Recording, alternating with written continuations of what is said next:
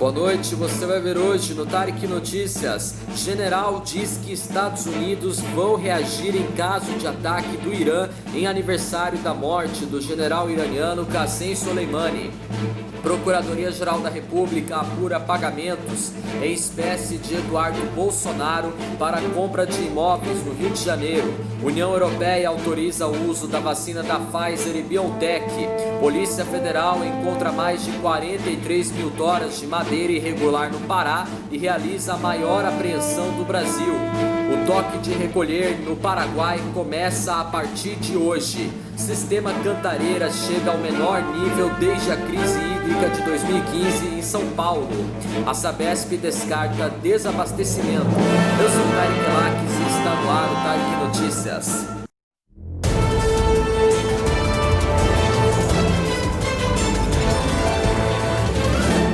Os Estados Unidos estão prontos para reagir se o Irã o atacar por ocasião do primeiro aniversário da morte do general iraniano Qassem Soleimani, alertou ontem o chefe das forças americanas do Oriente Médio, o general Frank McKenzie, em uma viagem à região há 2 semanas antes deste aniversário.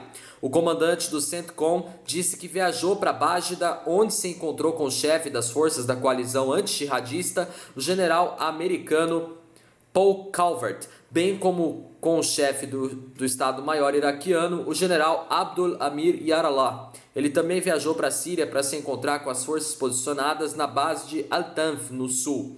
Esta excursão, que não foi anunciada, é um sinal de que os Estados Unidos temem uma operação iraniana para vingar o poderoso general iraniano Qassem Soleimani, morto no dia 3 de janeiro deste ano durante um ataque com drone perto do aeroporto de Bágida. Bom, vamos à próxima notícia.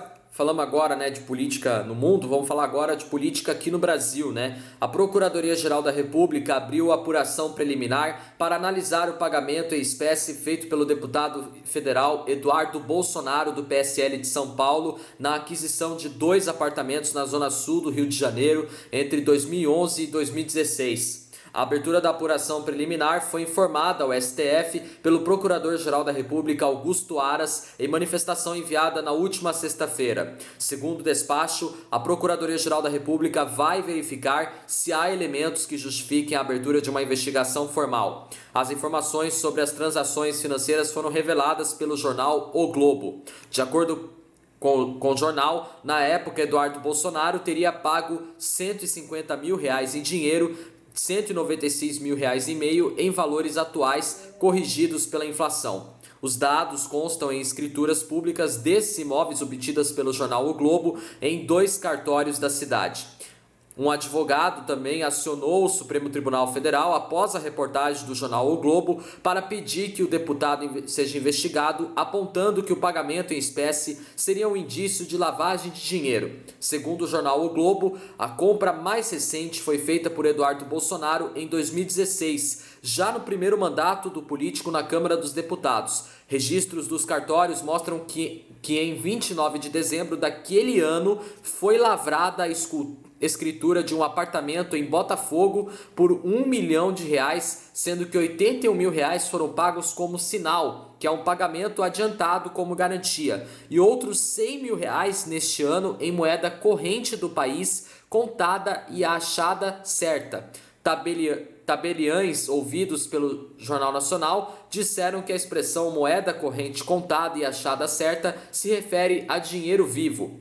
A reportagem do jornal O Globo diz ainda que a maior parte do valor do imóvel, R$800 mil, foi quitada com financiamento junto à Caixa Econômica Federal. Segundo o jornal, em 2011, quando ainda não era deputado, Eduardo Bolsonaro já tinha comprado outro imóvel usando dinheiro vivo. Como registrado na escritura, ele pagou R$160 mil por um apartamento em um endereço de Copacabana, no Rio de Janeiro. R$110 mil foram pagos no ato com cheque administrativo e outros R$50 mil em espécie. Bom, vamos à próxima notícia.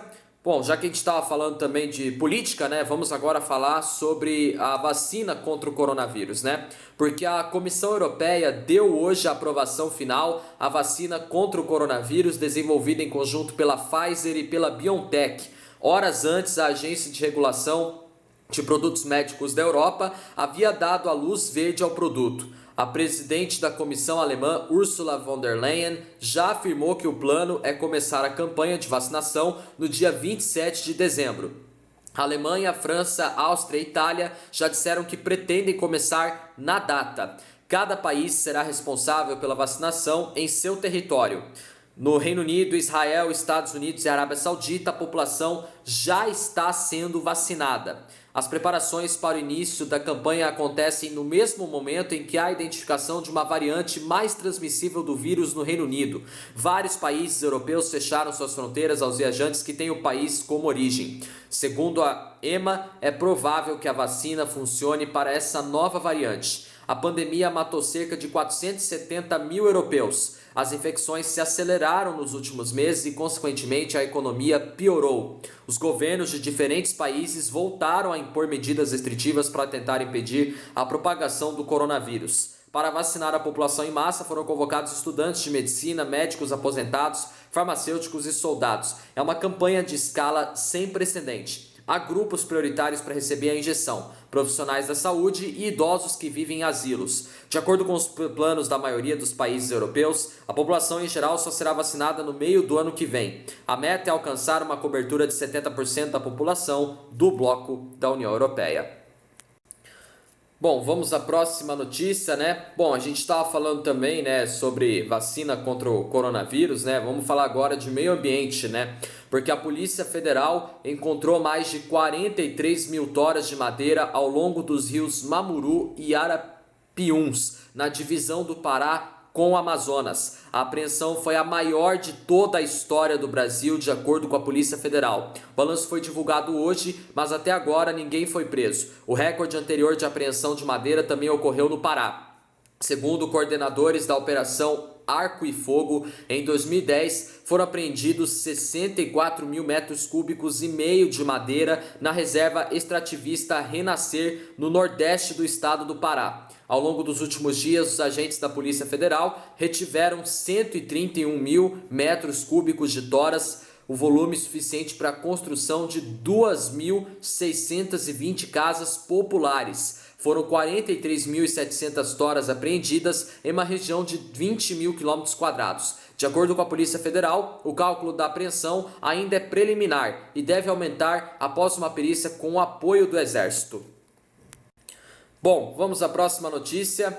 Pois é, né? Com o coronavírus a gente sabe que muitos países estão tendo medidas mais restritivas, né? Porque o governo do Paraguai determinou toque de recolher no país a partir de hoje até o dia 10 de janeiro. A medida proíbe a circulação de pessoas da meia-noite até as 5 da manhã em todo o Paraguai, inclusive em Cidade do Leste, que liga o país ao Brasil pela Ponte Internacional da Amizade em Foz do Iguaçu, na região oeste do Paraná. O objetivo dos novos protocolos sanitários é evitar o avanço do coronavírus, principalmente com a chegada das festas de fim de ano. A Ponte da Amizade foi reaberta em outubro e isso permitiu a entrada de estrangeiros no Paraguai. As exceções para o toque de recolher valem para os dias 24, 25 e 31 de dezembro e 1º de janeiro. Nessas datas, a restrição de horário é válida da 1 da manhã até as 5 da manhã. O governo paraguaio proibiu ainda a venda de bebidas alcoólicas das 10 da noite até as 5 da manhã. Nesse horário, a comercialização é permitida apenas para locais gastronômicos, né? E encontros familiares podem ter até 12 pessoas, incluindo as que moram na casa, segundo a nova determinação. Segundo o documento, piscinas, spas e praias de acesso público não poderão ser utilizados. O governo sugere que os municípios ofereçam outros espaços ao ar livre, como as praças, desde que algumas ruas e avenidas sejam fechadas para a população ter acesso apenas a pé, para garantir o distanciamento mínimo entre as pessoas. E as novas medidas obrigam ainda o uso da máscara em locais fechados e abertos. Segundo o governo paraguaio, crianças e adolescentes só podem circular na companhia de um adulto responsável. A determinação recomenda também que os moradores da região de Assunção não viajem para o interior, porque a capital tem o maior número de casos do novo coronavírus das últimas semanas. Desde o início da pandemia, o Paraguai registrou 99.157 casos de coronavírus e 2.072 mortos pela doença. Segundo o governo paraguaio, a taxa de ocupação de leitos é alta. Em algumas regiões, todos os leitos estão ocupados. Em Foz do Iguaçu, cidade do país vizinho, o município segue o decreto do governo do estado do Paraná, que determinou o toque de recolher das 11 da noite até as 5 da manhã. Bom, vamos à próxima notícia, né? Bom, falamos, né, de coronavírus, né? Agora vamos falar de seca, porque o sistema Cantareira está no menor nível desde a crise hídrica de 2015. A Sabesp, a Companhia de Saneamento Básico do Estado de São Paulo, afirma que a situação ainda é melhor do que naquela época, descarta o desabastecimento, mas orienta a população a não esbanjar. O Cantareira é o maior reservatório de água da região metropolitana de São Paulo, formado por 6 represas interligadas e responsável pelo abastecimento de 7,5 milhões de pessoas na Grande São Paulo. Desde o ano passado, choveu 20% a menos do que a média histórica na região dos rios que desaguam no Cantareira, em São Paulo. Hoje o sistema está com 34% da capacidade. Antes da crise hídrica, ele operava com 44% da capacidade em média. A Sabesp entende que faltam chuvas e existe também um aumento no consumo no período de calor, mas não enxerga um cenário parecido com aquele da crise hídrica.